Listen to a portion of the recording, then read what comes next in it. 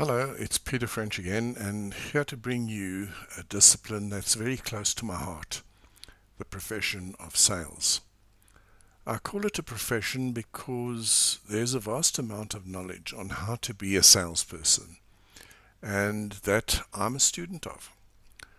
On the other hand, there are ethics and practices that go into this body of knowledge that enable the practitioner to deliver, and I've spent a lifetime in this profession trying to be the best salesman I can be. So the presentation is about what needs to be done and how to do that. But in the spirit of nature and nurture, I must admit to being almost 100% nurture. I was taught and I practice what born to the job salespeople just practice by their very nature. Most entrepreneurs start off with a great idea, a great product, and a willing market, but at some stage they will stop being the owner, the bookkeeper, the chief engineer, and the star salesperson and look to build their company. That fulcrum moment is what we call the complexity point. And at this point, they also normally start looking to build a sales capability. To grow, you require more profitable revenue than you can generate on your own, even using your 14-hour day. So you need to go out and find and deploy salespeople to drive that business revenue growth and release you to operate in other areas of your business. There's no growth without hard work and sometimes even some pain. The entrepreneur has to get past this complexity point by dedicating themselves, their time, their energy, their money to make the project happen. They have two choices: to make the commitment to growth or to decide to live in a world that has supported them in the past, given them a degree of satisfaction, and dedicate themselves to their passion, normally the development and production of a technical widget for which they are famous. So the first thing that has to be done is to select the type of person that will replace you. Maybe the only sales resource, or maybe even your star salesperson, or start building a team around your current team to keep some enterprise, to meet some enterprise growth objective. You have a culture in your organization, or you're striving to create your own identity and culture. Culture is an outcome of the work you have done in your values, your passion, and your purpose. If you go and hire someone else's star super salesman, what chances do you have of them fitting in or somehow adversely changing your culture? Hiring that superstar also comes with a price tag, and bringing an expensive resource into your organization can have disruptive enterprise unintended consequences. So how do you respect and protect your culture? You use the franchise model to inform your approach to hiring and managing the people that you hire, and the bedrock of the sales franchise model is a very strong, documented, and applied systematic culture. To remind you of the franchise model, let's have a look at these 5 characteristics. They're populated by the lowest level of capable skill. It stands out as a place of impeccable order. It's documented in an operations manual, and it's designed to deliver quality, quantity, and repeatability. And it utilizes a uniform method, identity, and ethos. So let's look at a sales analogy maybe. Baseball, anybody? So the 4 bases of a baseball diamond are simply 4 points in time in the process which, if covered within the rules, result in a home run. We're looking at a process here that has a beginning and an end, and work in between these 2 bookends. A sales process could be seen as steps within the process which have milestones, which require us to build tasks that move the game from the beginning to the end through the process.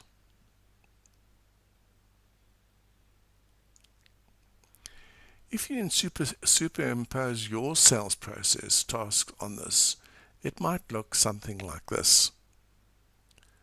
So after all that, we have a bit of a process, and we use this example in the sales process. But the truth is, in any process, it's not the outcome that's important, focusing on the number of orders in our example.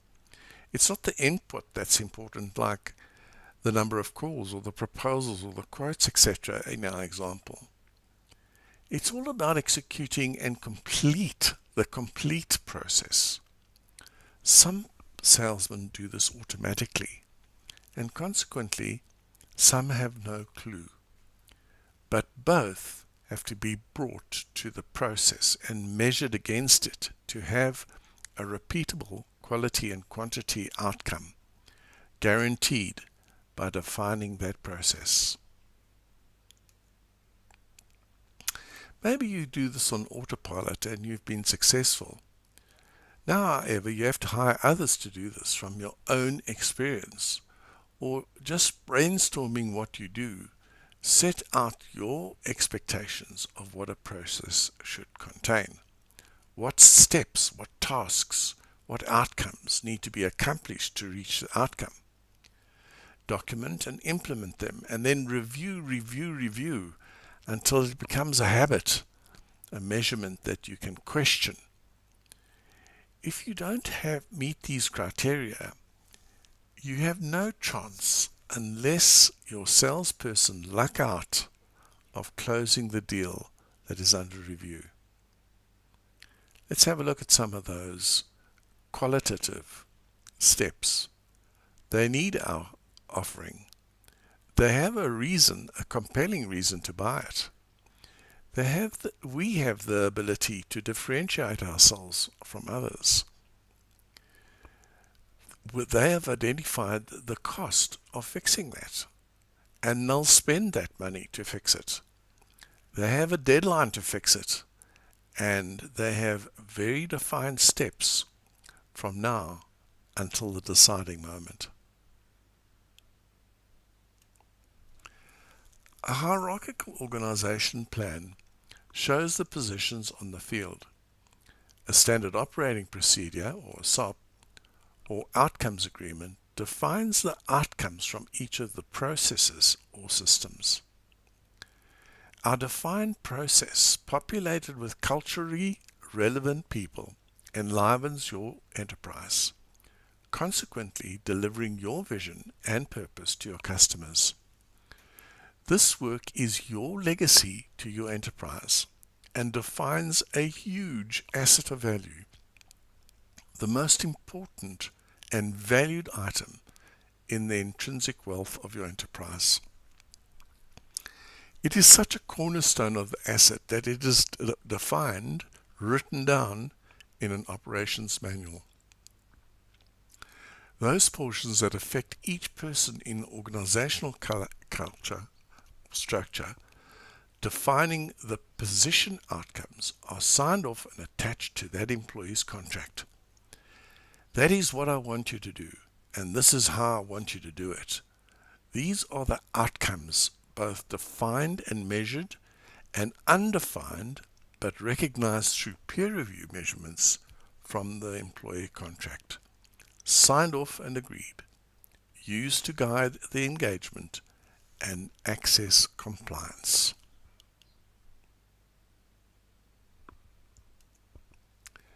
A last thought on your role in defining the process, documenting and the expected outcomes, and implementing a SOP. When you buy a company or create it from scratch, there are two costs which you as an entrepreneur have to pay. The cost of deploying a resource, sometimes called fixed cost, and the cost of that resource doing their job, called variable cost, which is offset by the revenue they produce, a direct and a consequential cost. Obviously, we all hope that their consequential cost and the revenue will balance out in our favor. But there is a huge hidden cost which becomes the lost revenue or the lost access to clients that are turned off by customer facing people that are still finding their feet, doing their own thing, or building their ability in your enterprise to as they go along. That is why designing a process, documenting a behavior in that process that meets your expectation, and helping them build their wings to engage with customers before they become operational has a reward which far outweighs the cost of taking this care. We hope this comes through in our presentation. Turn to others that may be able to help you with this outcome. But be very serious about creating a franchise model.